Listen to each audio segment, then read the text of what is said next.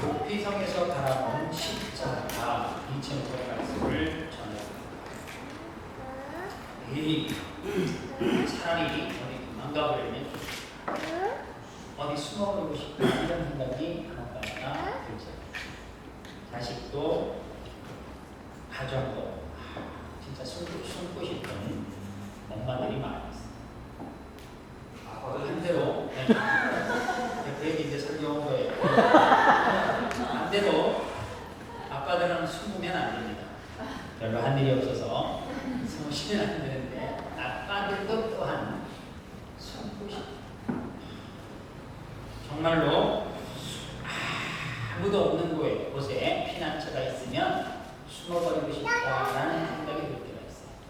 그래서 세상 사람들은 이러한 삶 가운데 지침이 오면 때로는 술을 통해서 아니면 어떤 다른 오락을 통해서 그 속에 쌓인 것을 풀으려고 몸부림 시도. 그러나 예수 믿는 사람들은 그렇게도 못해요.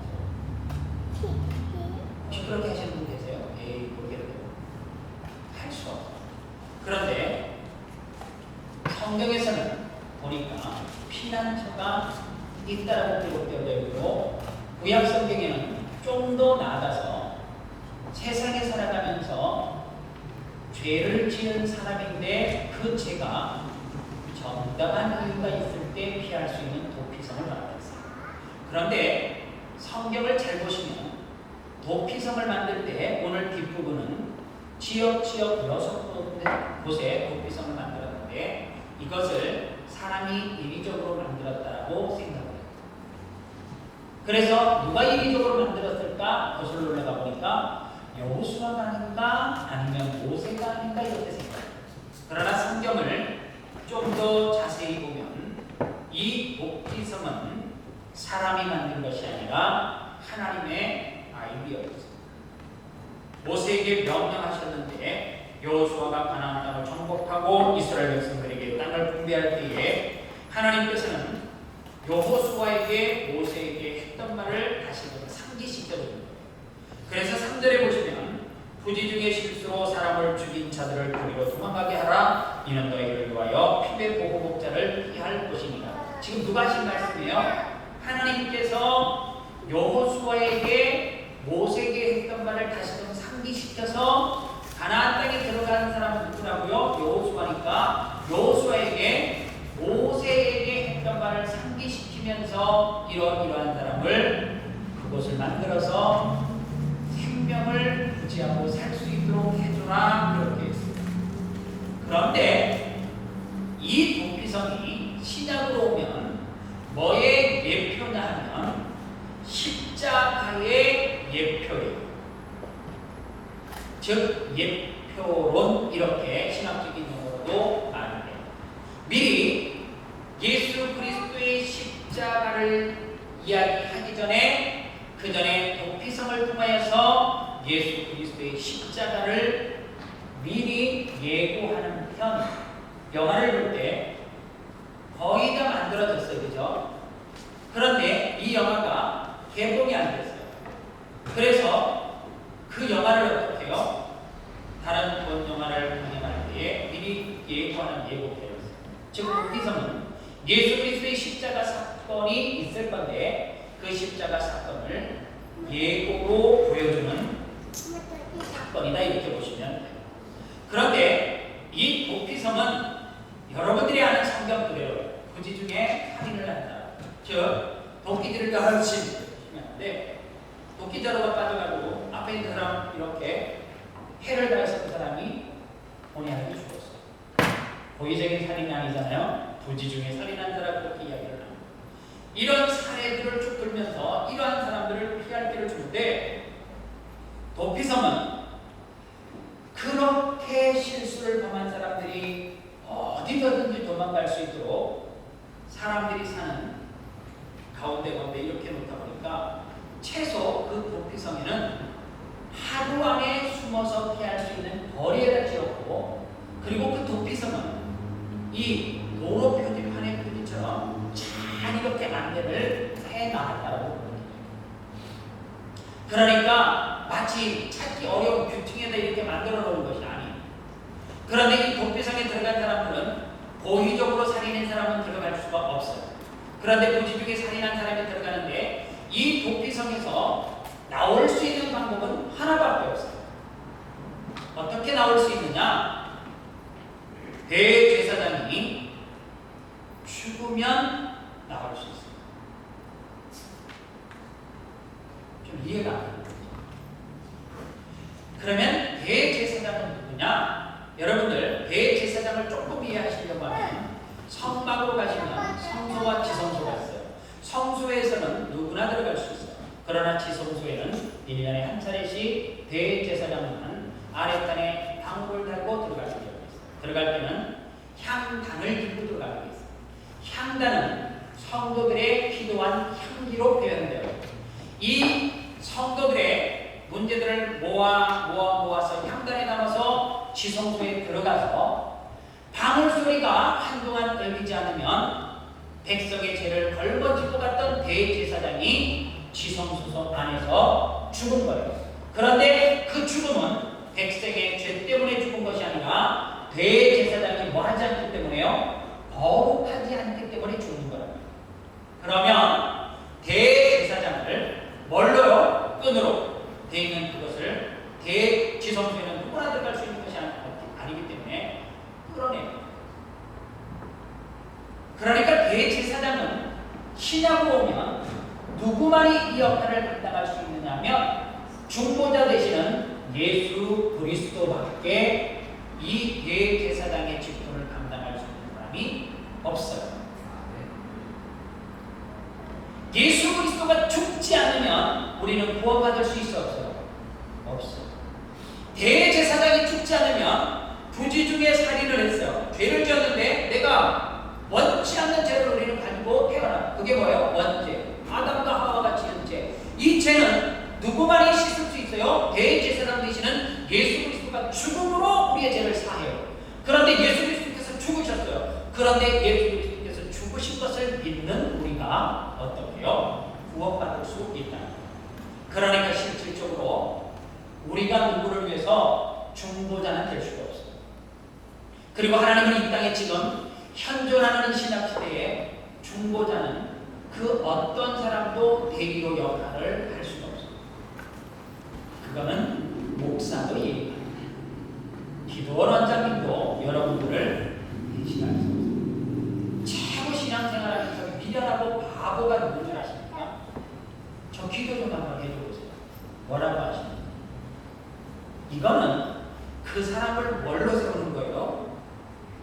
대제사장으로 세우는 거예요. 그래서 자꾸만 경험해요. 마치 몇 사람이 그러다 보면, 은사가 있는 사람들에게 몇 사람이 그러다 보면 자기가 마치 그 역할을 부여받은, 그렇게 은사를 받은 것을 마치 중보자의 역할, 대제사장의 직무를 자기만이 할 수 있다고 착각하는 자리로 만들어요. 그리고 그런 사람은 존재하지도 않는데 대제사장은 예수 그리스도밖에 될 수 없고 대제사장은 이제 죽으셨단 말이에요. 그래서 죽으시고 난 다음에 교회 성전에 피당이 있어요. 위에서 아래로 찢어지면서 성소와 지성소의 문이 열려졌어요. 그래서 이 지성소에 해당되어지는 하나님의 전, 즉 성단이라고도 표현하는데 지성소에 해당되는 이 자리까지 하나님은 누구나 와서 아랠 수 있도록 허락하셨어요. 그래서요, 하나님 앞에 아뢰는 것을 누구를 대신 통해서 아뢰는 것은 성경을 정말 아주 기초적인 예수 그리스도를 하나님은 막힌다를 허락 주셨어요. 그래서 지금 시대는 중보자가 필요 없어졌어요. 그런데 중요한 게 있어요. 도피성은 누가 죽어야지 나올 수 있다고요? 대제사장. 우리는 누가 죽음으로 말미암아 죄를 용서받을 수 있어요? 예수 그리스도가 죽음. 그래서 도피성의 구원과 십자가의 구원은 뭐예요? 예표. 그래서 우리는 이 도피성 그리고 또 신약시대의 예수 그리스도의 십자가로 말미암아 죄로부터 구원을 받을 수 있어요. 죄로부터 구원을 받는다고 하는 것이 뭐예요? 부지 중에 살인을 했어도 그 일을 당한 사람 가족들은 어떻게요? 가슴합니다.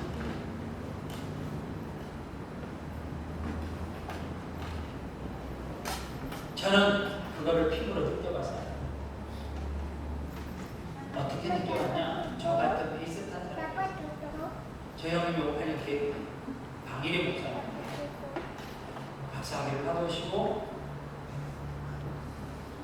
2000년 5월달 대구 중앙선 기도 집회를 하고 중앙고속도로가 개통 올 개통되기 이틀 전에 치약제를 이렇게 한쪽 차선을 막아놓고 마무리 한쪽 공사를 할 때 이쪽 차선은 꼭 짧은 구간만 쓰지 않고 한쪽으로 이렇게 다니게 돼요. 형님은 단양에 들려서 부모님에게 용돈 좀 드리려고 한 분의 권사님을 태워서 잠깐 들렸다가 대구를 향해서 목적지가 대구 주암산 기도원인데 가는데 위에서 내려오는 엑셀차가 음주를 하고 중앙선 임시로 해놓은 중앙선 치는 곳을 넘어가지고 저희 형님차가 그때 당시 마르샤를 타고 있었는데 중앙선 고속도로는 분리대가 확실하게 있잖아요. 중앙 분리대가 있어서 벽까지 붙었는데 그 차가 마치 보면 고의적으로 와서 끝까지 따라와서 정면으로 받았습니다. 받은 차 안에 있던 남자 3명이 그 자리에서 사망을 함께 타고 있던 권사님이 병원으로 옮기는 중에 사망을 했고 저희 형님이 원주 기독교 병원에 가서 이틀 동안 심폐소생을 했는데도 마지막에 가능성이 없어서 세상을 떠났습니다. 5,8년 개띠가 무집사님 5,8년 개띠를 저희 형님이 살아계셨으면 아마 저렇게 중후한 모습으로 강단에서 한국에서 열심히 목회를 하고 있습니다. 2000년이니까 지금으로부터 10년 전이에요. 너무 억울하더라고요. 그런데 이해는 가. 상대쪽 가해자도 사람이 셋 죽었어요. 원주 기독교 교회에 가까우니까 다 CCTV로 옮겨서 뭐가 이제 사인이 되버리면 한 사람씩 장례식으로 빠져나가는데 정말로요. 그 운전자 가족이 피해를 입은 저희에게 그 어떤 사과도 하지 않고 가는데 정말 섭섭해요. 고의든 고의가 아니든 섭섭해요. 순간 그때 무슨 생각이 드냐면 뭐 저런 사람이 있어? 이런 생각이 칩니다. 부지 중에 살인을 당하면 그런 경우는 아닌 거죠. 부지 중에 살인을 당하면 무슨 생각이 들어요? 억울하다니 죽은 사람이야. 그러니까 어떡해요? 너 이러면서 그 사람을 해코지 하려고 하는 거지. 그게 사람의 마음이에요.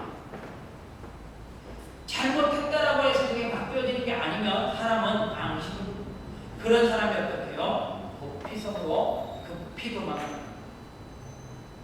그래서 생명을 부지했으나 사는 것이 아니에요. 왜요? 도피성에서 한 발자국이라도 자기 임의대로 나오면 죽을 수 있고 오복을 당할 수 있고 그래서 대제사장이 죽으면 많은 사람들이 그렇게 대제사장이 죽음으로 말미암아 그 죄값을 거두어지고 갔다 그렇게 이야기합니다.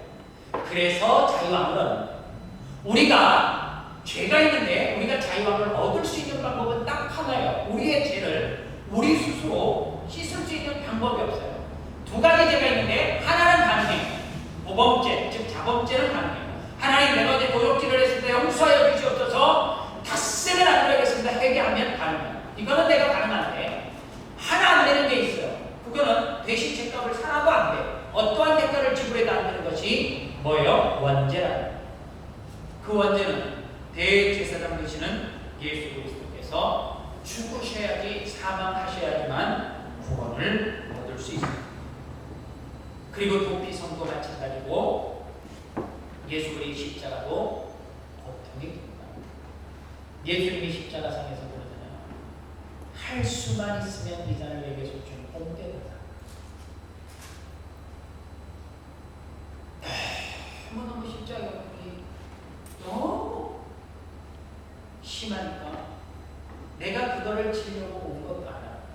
돼야 되는 것도 아니에요.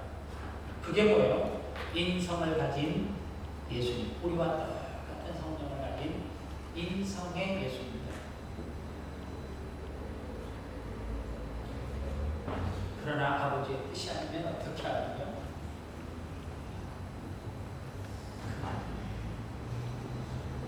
그래서 도피성 안에서 살아있지만 아버지보다는 고통이 있기 때문에 예수 그리스도의 십자가가 우리에게는 다시 살 수 있는 기쁨을 주지만 그 안에 뭐가 있어요? 예수님의 고통이 있다. 그래서 도피성으로 달려가는 자, 십자가 앞으로 나아가는 자는 삶. 그리고 또 하나 도피성의 대방성. 도피성은 대제사장이 죽으면 완전히 죄를 소멸하고 자유인이 되어요. 그리고 이 십자가는 무엇으로 전파되어져야 돼요? 그래서 여러분들 교회가 세상 가운데 모르는 사람은 자꾸만 교회를 사람들이 없는 전원으로 가져야 되는데 잘못돼요. 거기에서 뭐 하게요? 전원교회를 꿈꾸는 사람들이 다 어떤 생각을 가지고 있는 줄 아세요? 우리 이제 모일 만큼 모였다는 거야. 500명, 1000명 모이니까 우리끼리 좋은 동산을 지었고 그 안에 족구장도 만들어 놓고 축구장도 만들어 놓고 수영장도 만들어 놓고 테니스장도 만들어 놓고 그 안에서 먹고 주일날 토요일날 세워서 먹고 즐기고 우리끼리 천국을 이루자를 때 100% 잘하고 있어요. 네. 무조건 잘하고 있어요. 이유가 없어요. 복음은 개방성이에요. 그래서 하나님이 교회를 세우실 때 세상 속에다 왜 목회자를 하나님께서 세상 가운데 보냈는 줄 아세요? 너희는 세상 가운데서 비치지 저 빈틈에 가고 좋은 전원의 민들끼리 가서 너희는 그곳에서 빛이 되라 그곳에서 소금 되라고 절대 말하지 않았어요. 우리는 세상 가운데 파송된 사명을 받는다. 그래서 우리는 세상과 싸워서 이겨야 돼요. 무조건 싸워야 돼요. 어떻게 이길 수 있느냐? 충만하면 이겨요. 그러나 영적인 에너지가 떨어지면 100% 지게 되고 있어요. 실족하고 좌절하고 넘어지는 이유는 딱 하나예요. 어느 날 목사님이 충만하잖아요. 은혜가 충만해서 교회를 개척하니까 갑자기 20명과 있던 교회가 막 1000명.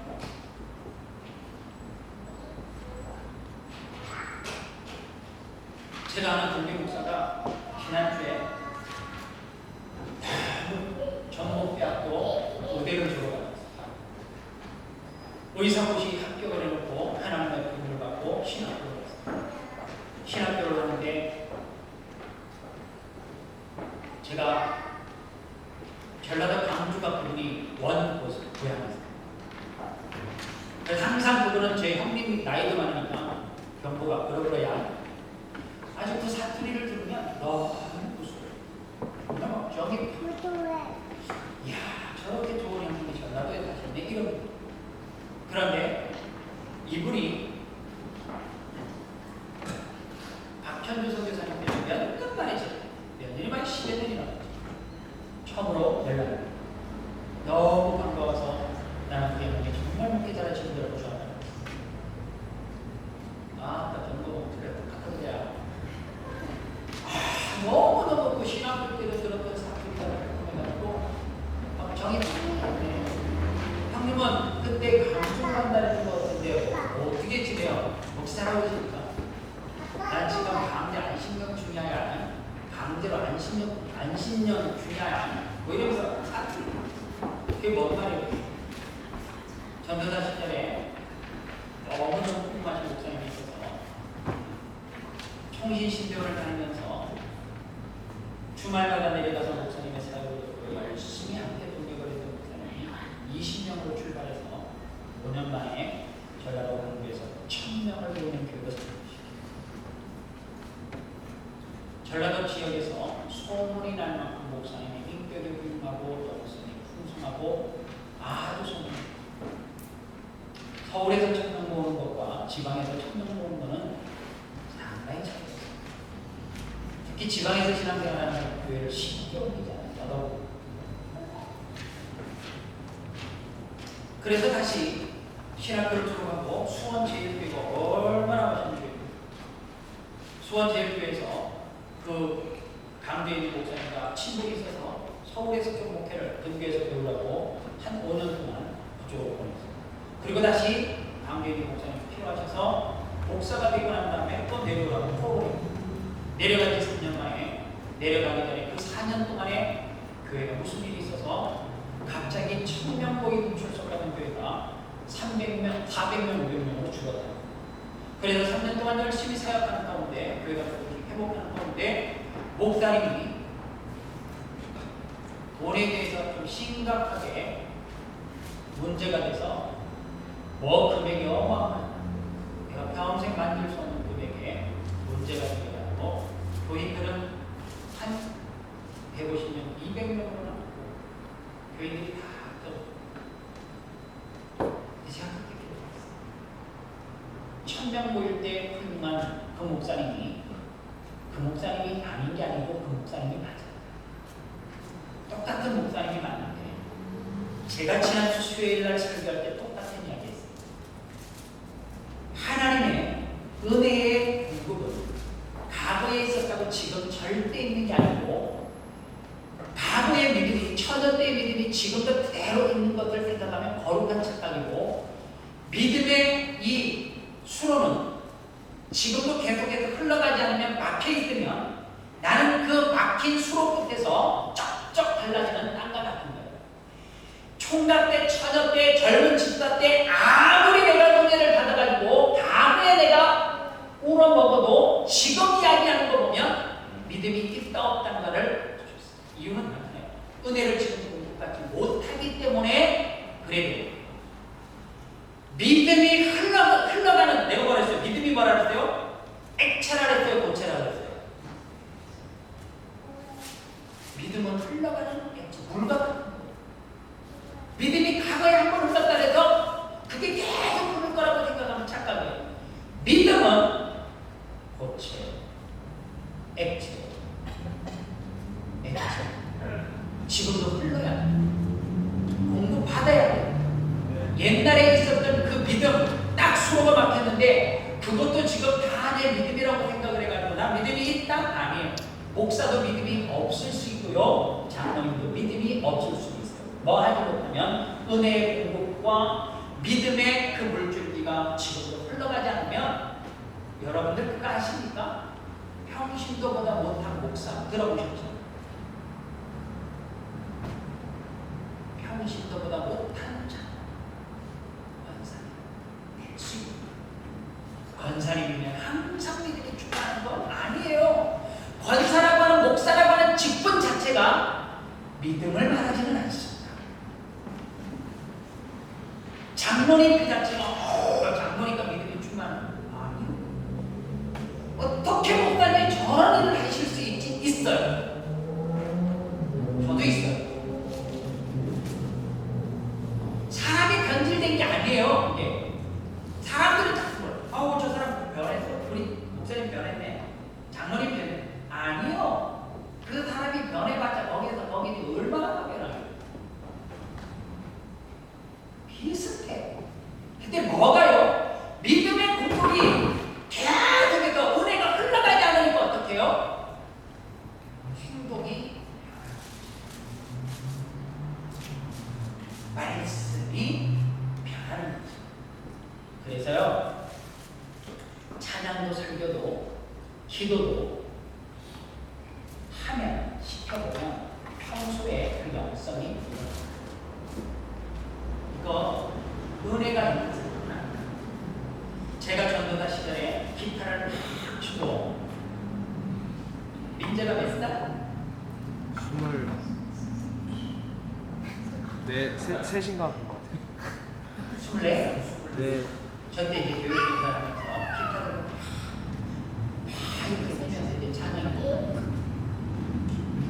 20대 후반이 들어오면서 58년 그때의 강의를 목사님이 저를 키우겠다라고 한탄강 모래내 기도원 절벽에다 세워놓고 매 주일마다 그 절벽 꼭대기에서 모래내 기도원에서 1시간 기도 먼저 하고 점심 먹고 한 오후 2시쯤 돼서 절벽 꼭대기에다 세워놓고 한탄강에서 설교를 하고 원고 5편 형님은 밑에다 이제 돌을 주세요. 한탄강에 수석이 많이. 근데 그 절벽에서 보면 정말로 2, 3km 쫙 이렇게 펼쳐져 있어요. 제가 절벽 위에서 설교를 사랑하는 성도 여러분, 예수 그리스도를 믿으시기 바랍니다. 막 이러면 그게요, 바람이 위로 불잖아요. 밑에다 한마디요. 야! 더 크게 안 들려 임마! 그 소리가 있잖아요. 메아리가 쳐 얼마나 크게 들리는지. 그러면 막 진짜 힘을 다 하나님은 살아계십니다. 추운 겨울 3년 동안. 그리고 난 다음에 형님이 집회를 다닐 때 찬양이 부족해. 어느 날 쭉 살기로 찬양하는데, 여러분들 제가 전도사 때 얼마나 찬양했냐면 그냥 안 해요. 설교도 그냥 하는데 1시간, 2시간을 하고 나면 형님이 딱 집회 맞추고 나면 내가 볼 때 성도들이 막 기도원의 성도들이 뒤집어졌어요. 야, 저 사람이 누구냐 이럴 정도였는데 세상에요. 딱 집회 맞추고 오면 형님이 저에게 그걸 찬양이라고 해요. 너나 그 목소리로 찬양하냐? 네 목소리 속에 영성이 없어. 그리고 그날 밤에 어떻게 한 걸 아세요? 죽기 살기로 피를 토할 만큼 찬양이 들어오는데, 당신은 내가 그때 느끼게 딱 그거, 당신은 보자, 내가 무대 딱 깔아놓으면 딱 양복 입고 나와가지고 박자도 안 맞는 낮은 해처럼 자기가 끌고 싶은 대로 다 끌어. 그리고 반주자한테 얘한테 말하래. 박자 안 맞게 똑바로 치라고.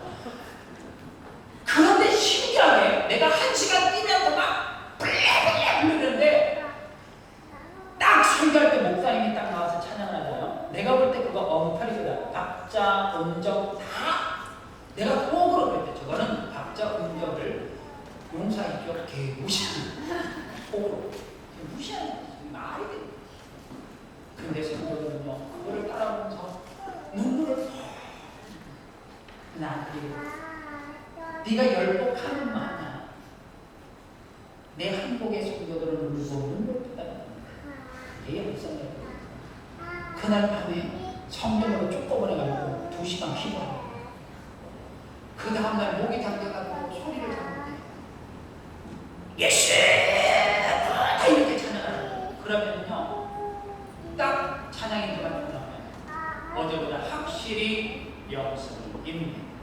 앞으로 계속 되잖아요. 근데 지금 뭔지 알겠어요. 그게 지금 말씀을 준비하면서 그게 어떤 영성을 이야기하는 건지 알겠어요. 내가 하나님 앞에 엎드려서 기도하면, 하나님 앞에 간절하게 말씀을 부여잡고 기도하면 하나님께서 그 말씀 가운데 성령의 은혜를 폭포수같이 주십니다. 그때 말씀을 선포하면 확실히 불이 납니다. 성령의 불이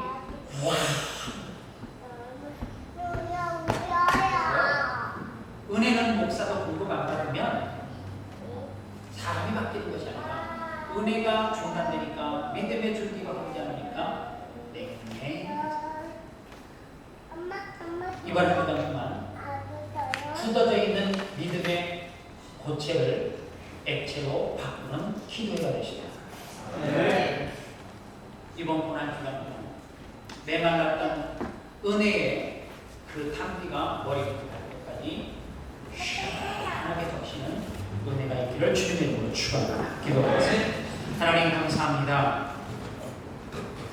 예수 그리스도로 통하여서만 구원이 있고, 예수 그리스도로 통하여서만 수고하고 무거운 짐진 자들아 다 내게 오라 내가 너희를 쉬게 하리라고 하는 이 말씀이 있습니다. 내가 곧 길이요 진리요 생명이니 나로 말미암지 않고는 아버지께로 올 자가 없다라고 말했습니다. 예수 그리스도의 십자가 복음이 내 속의 죄의 문제를 해결하고 구원받은 하나님의 자녀로 살아갈 수 있는 축복인 줄 믿고 선포하게 도와 주옵소서. 예수님의 이름으로 기도합니다. 아멘. 간구를 드립니다. 지금 오전에 제가 간구를 안 했는데요. 우리 교육감 밑에 영화부실, 영화들 예배 공간을 지금 작업을 지난 주부터 시작했어요. 최고 큰 작업은 거의 지금 마무리됐어요. 상중벽을 문을 뚫었기 때문에 이제 그 공간에 전기공사와 바닥공사와 지붕과 벽공사만 하면 이제 이번 주에 제가 그거를 무조건 마무리. 그거를 제가 만드는 이유가 있어요. 주일날은 영화부가 쓰고요. 주중에는 제가 그거를 기도실로 쓰고 거기에다가 제가 쿠션도 예쁘게 깔고요. 우리 교회 페인트 하시는 집사님이 제가 이거 지난주 금요일 6시간만 3명이서 먼지 덮어서도 뚫었는데 그랬더니 말도 안 했는데 목사님께서 페인트 공사는 전문이니까 원하는 대로 예쁘게 치우고 금요일날 작업 열심히 하고 식당에 갔더니 한 집사님이 맛있는 고기를 구워주셨어요. 내일서부터 작업입니다. 사실은 누구나 뭐 다 하라는 얘기는 아니고요. 저같이 시간이 있는 사람이 와서 혹시 여러분들 우리 교회는 그런 게 좀 약하긴 약해요. 전도회가 여전대 이런 분들이 조금 같이 식사도 좀 챙겨주시고 이러면 좋은데 조금 여러분들 교회에서 사실 시간이 있어서 그 일을 하는 건 아니에요. 정말로 하나님의 일이기 때문에 저 문 자르는 거 저것만 2,000불 들어가요. 그리고 문까지 하면 문 하나에 900불이에요. 제가 허장모님하고 그걸 또 집사님이 가진 재능을 가지고 문을 다 짰어요. 그러니까 하루 한신을 하고 봉사를 하고 3,000불의 재정을 세우시는 거예요. 그렇잖아요. 그래서 여러분들 이번 주에 조금만 수고해 주시고 시간 있으시면 이 모든 일의 담당은 우종필 안수 집사님이 지금 진행을 하고 계세요. 저도 1시간마다 와서 잠시 시간 될 때마다 제가 도움이 되면 돕고 있어요. 여러분들 시간이 있으시고 도우실 분들이 있으면 좀 협력 좀 해주시고요. 제가 너무너무 안타까운데 제가 일할 간에 세창도 일간에 신입을 세창도 내가 이제 끓여야 되는데 신입을 혹시 시간 혹시라도 한 달만 주시고 뭐 이렇게 하시면 정말 은혜가 될 줄 알고 이번 주 안에 제가 무조건 공사를 키르키에 들어가기 전에 그래서 그냥 주중에 나는 애기 엄마들을 부르고 제가 성경 홍보 큐티를 제가 하려고 지금 열심히 합니다. 그래서 제가 이번에 큐티를 선택하는 것은 우리 아름다운 교회는 제가 큐티 갖고 오면 전 성도들에 대해서 성경 홍보 이제 그룹을 만들어서 낮에는 여성분들 밤에는 남성분들에서 성경을 안 읽으니까 우리가 아무것도 되게 힘이 없어요. 너무 그래서 제가 그 공간을 풀로 제가 쓸 수 있도록 지금 목회 계획을 새롭게 구성하고 청년들도 그 공간에서 기도의 불을 지키고 성경 공부를 기초부터 시키고 제가 아주 쓰고 싶은 의도하는 계획입니다. 그래서 거기는 불만 닦으면 정말 독방 기도실 정말 기도하기 너무 좋은 곳이에요. 내가 딱 들어가는 순간에서 그런 공간이니까 여러분들 일하시는 분들을 위해서 기도해 주시고 함께 동참해 주시면 고맙습니다. 그렇습니다. 내일 저녁부터 목사가 무슨 출석 부르고 기도해야 하겠어요. 하나님이 출석 부르시고 나는 그냥 체크해서 누구 왔다고 보고만 하는 분이니까 목사가 그런 걸 쪼잔하게 하나님 앞에 이겼다 그러시지 마시고 할 수만 있으면 우리가 지금 정말 기도해야 돼요. 네.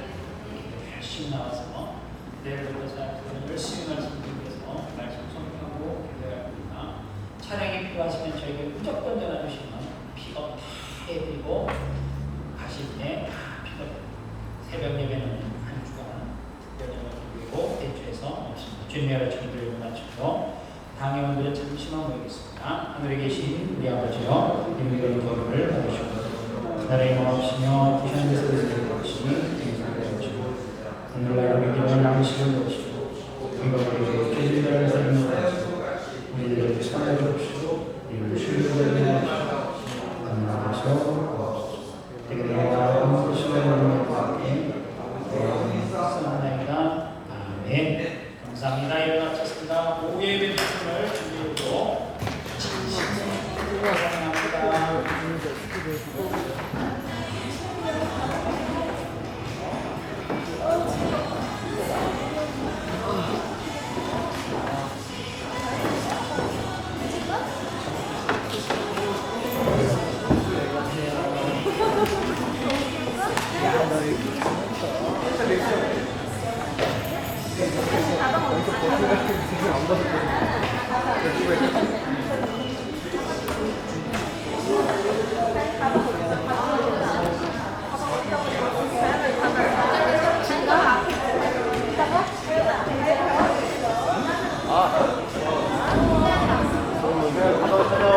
아, 잊어버렸잖아. 너 아직 가져가는 거야. 빨리 찾아봐.